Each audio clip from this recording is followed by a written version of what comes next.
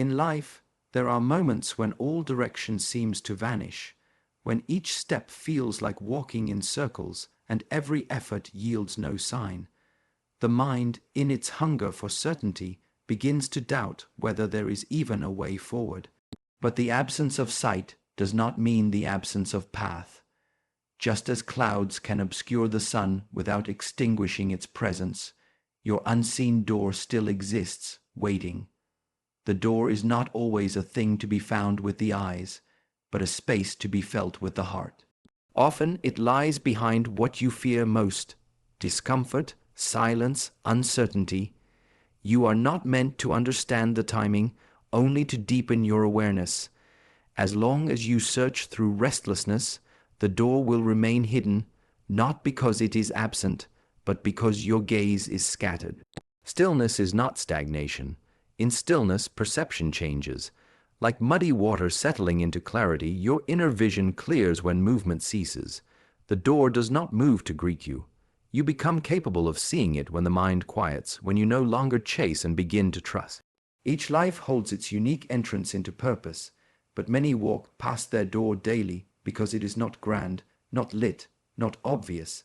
It may appear as a conversation, a moment of surrender, or even a failure. The sacred does not need announcement. The divine often whispers, and that whisper becomes a doorway only the attentive can enter. To think that you must build the door is the first illusion. You are not here to invent your path. You are here to align with it. It is already carved in the grain of your soul, already coded into the timing of your breath. You need not force it open. What is meant for you carries its own magnetic pull. You need only become sensitive enough to feel when you're near. Patience is not passive. It is an active discipline. In the quiet work of refining the self through movement, through meditation, through service, you begin to prepare for what you cannot yet see.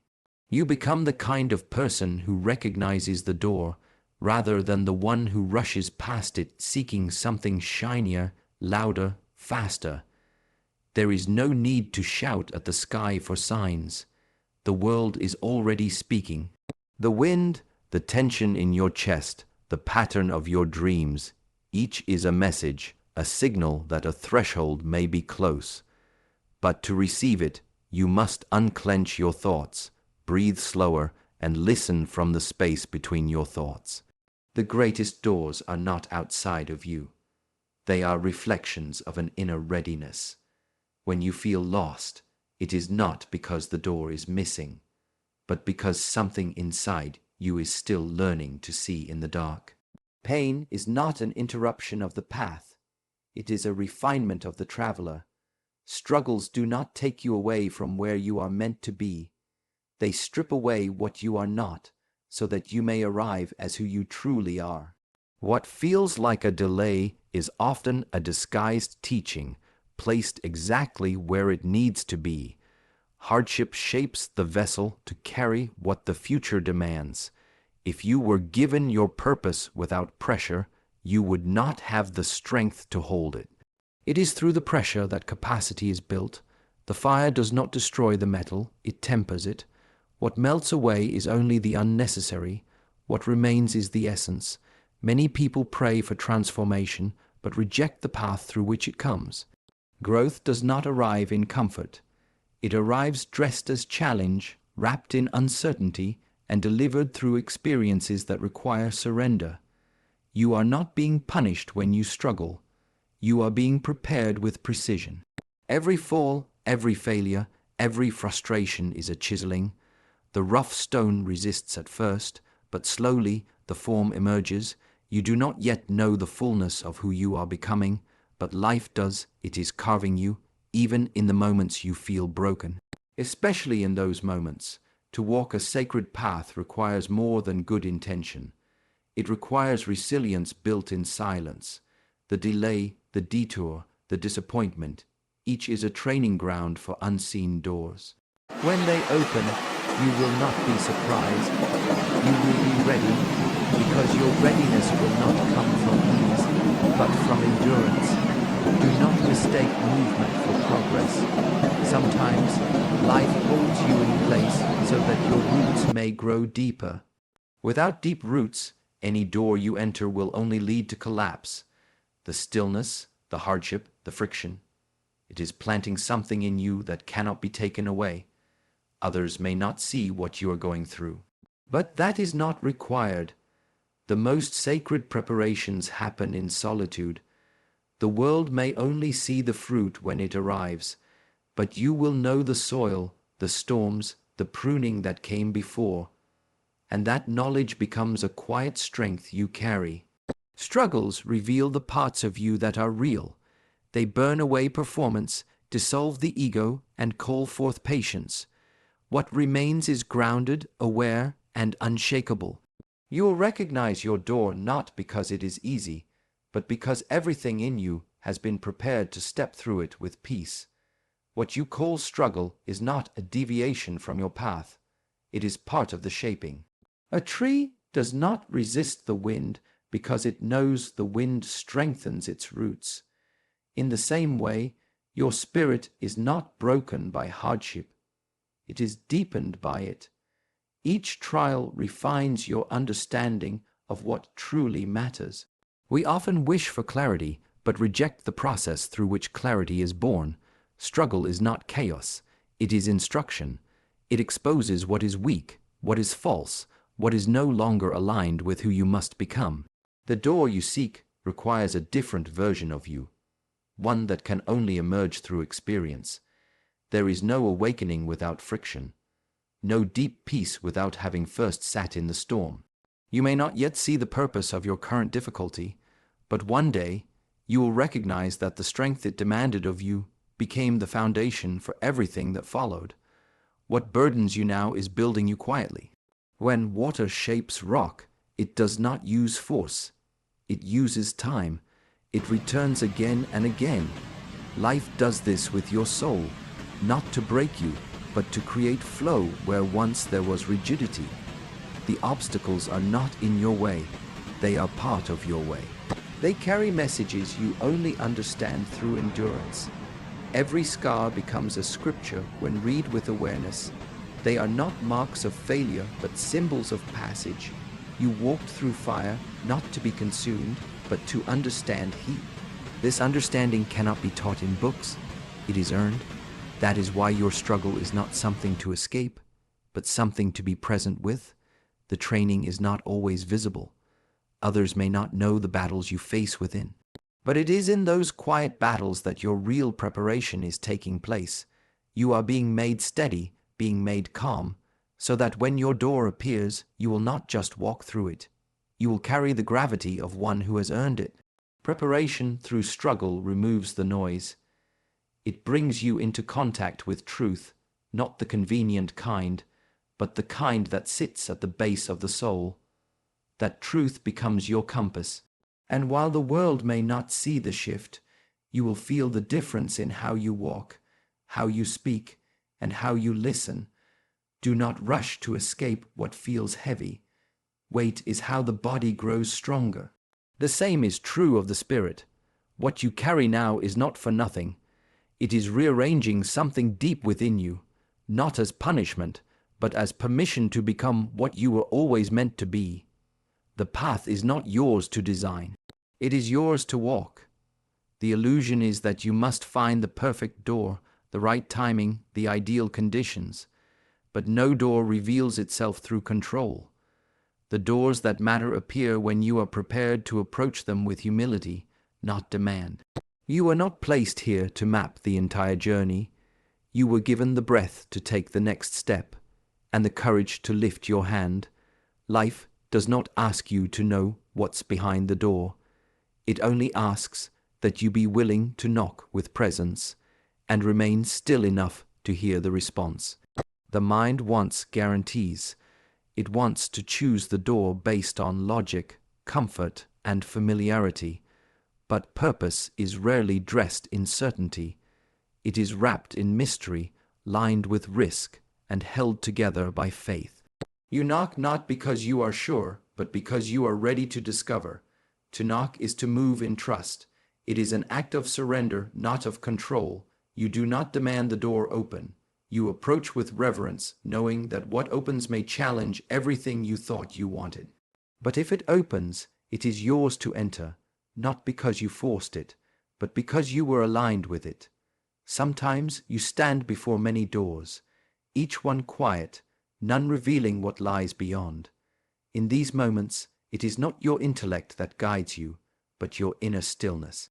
The knock must come from the place that is not desperate, not restless, but deeply attentive.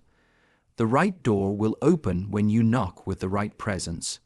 Your role is not to chase, but to cultivate.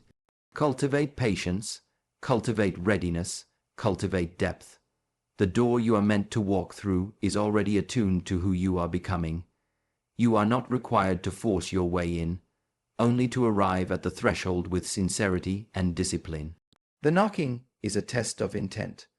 Will you still knock when no one answers? Will you still approach the unknown without assurance? Many turn away too soon, not realizing that their readiness was still forming. Sometimes the silence behind the door is not rejection, but preparation. The act of knocking changes you. It is a moment of vulnerability, of exposure, of faith. It asks nothing of you but the willingness to be seen, by yourself, by life, by the greater intelligence moving all things. What happens after the knock is not in your control, but the knock itself is your responsibility.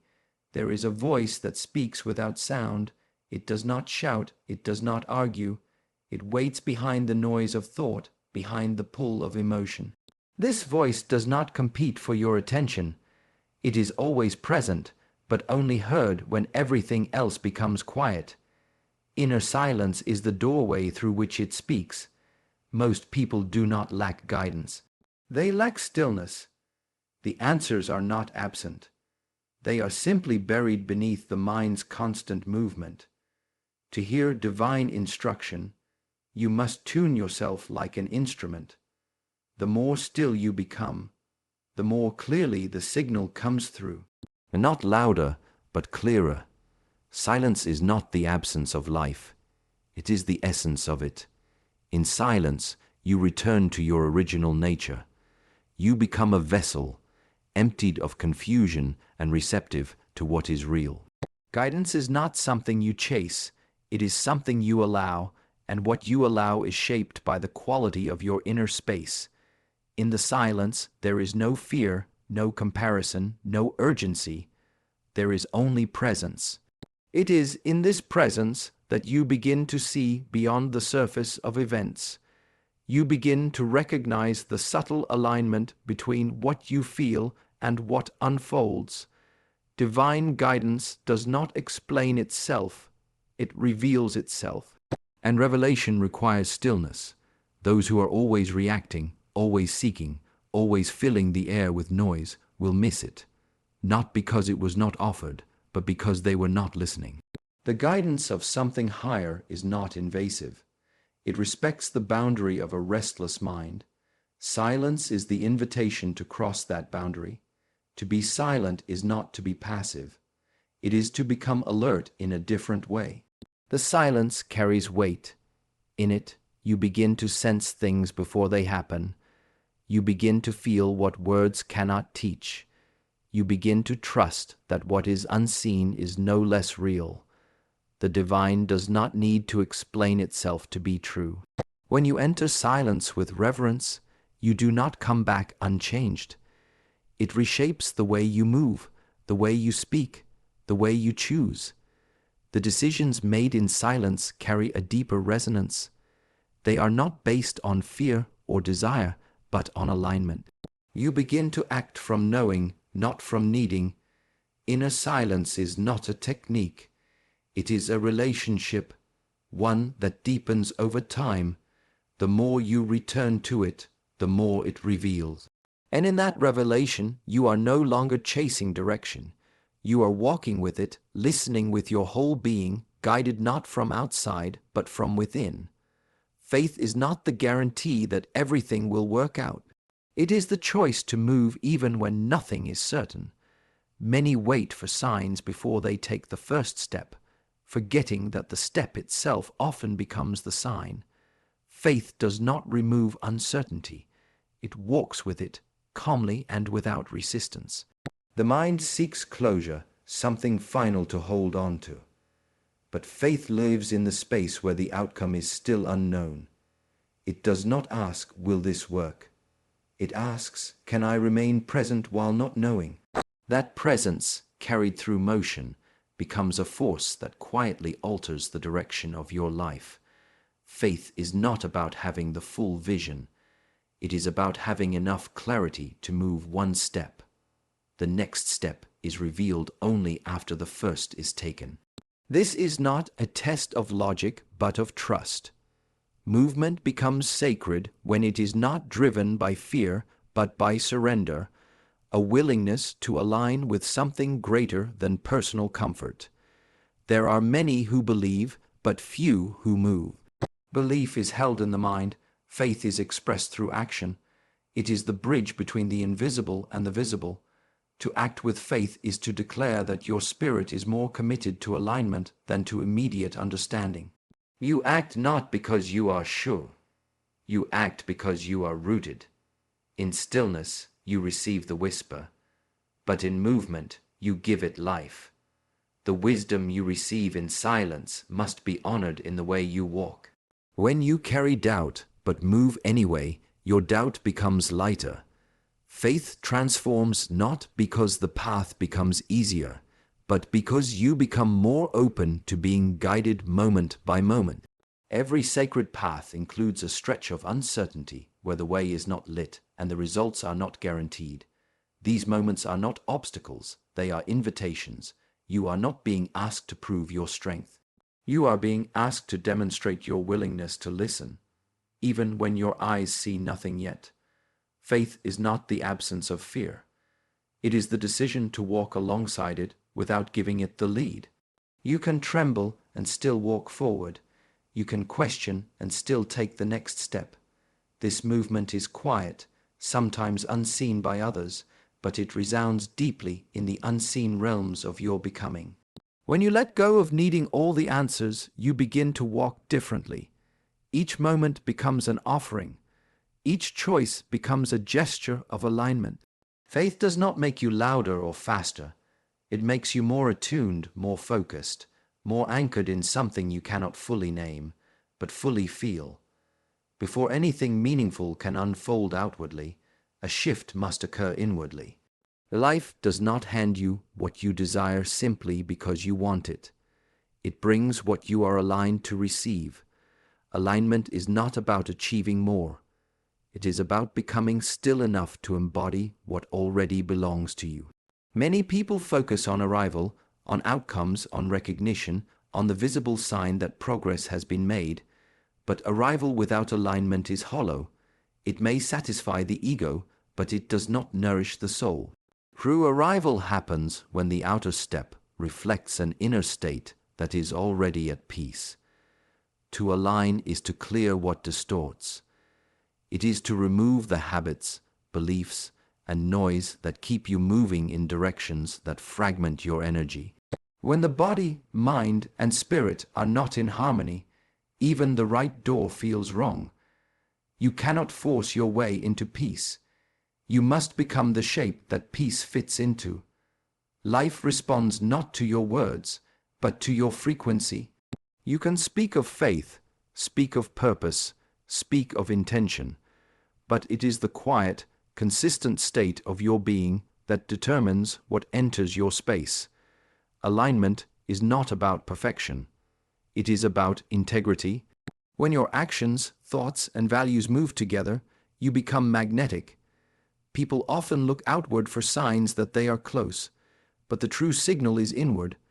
When you no longer grasp, no longer chase, when you no longer need the door to prove anything about your worth, then you are near. Arrival is not the end of a chase.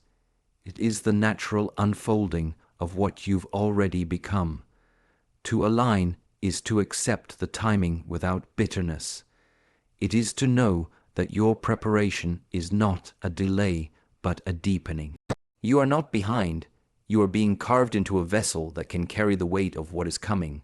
The deeper the foundation, the higher the structure can rise. Movement without alignment is noise. But when your step is born from stillness, from clarity, from unity within, it carries a power that does not need to shout. The world feels it, even if no one names it. You begin to walk in a rhythm that is not rushed, not reactive, but quietly unstoppable. You cannot fake alignment. It reveals itself in the way you listen, the way you carry stillness in motion, the way you do not force, but allow. Arrival then becomes less of an event and more of a remembering. You are not waiting for the door to open. You are becoming the person who can walk through it.